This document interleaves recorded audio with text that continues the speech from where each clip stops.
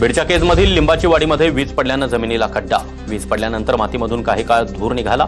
विहिरीचं खोदकाम करताना शेतकऱ्यानं दृश्य कॅमेऱ्यात कैद केले।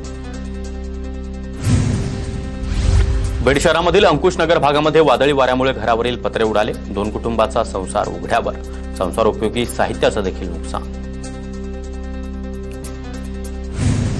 बीड जिल्ह्यामध्ये दुपारनंतर अवकाळी पावसाच्या सरी। बीड शहरामधील अनेक भागामध्ये नाल्याचं घाण पाणी रस्त्यावर, नागरिकांकडून संताप व्यक्त।